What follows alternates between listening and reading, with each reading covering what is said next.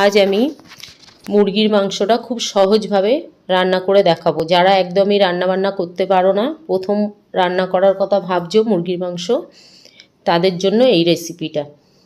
প্রথমে এই মাংসটা ভালো করে ধুয়ে পরিষ্কার করে নিয়ে নিয়েছি। এবার কড়াইয়ের মধ্যে পেঁয়াজ কুচি আর লঙ্কা দিয়ে দিলাম। এর মধ্যে আমি আদা রসুনের পেস্ট দিয়ে দিয়েছি, আর হলুদ গুঁড়ো, জিরে গুঁড়ো, ধনে গুঁড়ো, এগুলো আমি হাফ চামচ করে দিয়েছি। জিরে গুঁড়োটা, ধনে গুঁড়োটা একদম অল্প পরিমাণেই লাগবে।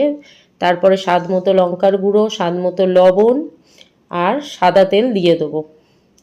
এর মধ্যে একদম সরিষার তেল ইউজ করবে না, তাহলে কিন্তু সর্ষের তেলের একটা গন্ধ বেরোবে। সেই জন্যই সাদা তেলটা ইউজ করতে বলছি।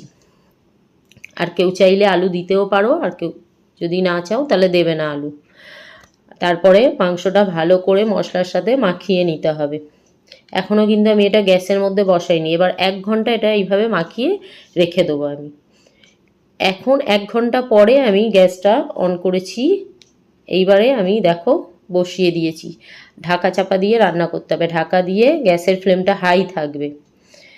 তো দেখো মাঝখানে 10 মিনিট পরে ঢাকনা খুলে একটু নেড়ে চেড়ে দেবে, তারপরে আবার ঢাকা দিয়ে রেখে দেবে। এইভাবে রান্না করতে করতে দেখবে হয়ে যাবে। তারপরে নামাবার সময় গরম মশলা গুঁড়ো ছড়িয়ে নামিয়ে নেবে। তো আমার রান্না রেডি হয়ে গেছে। দেখেছো কত সহজভাবে রান্না করেছি। তোমরা একবার এইভাবে করে দেখো, এর স্বাদ কিন্তু খুব ভালো হয়েছিল।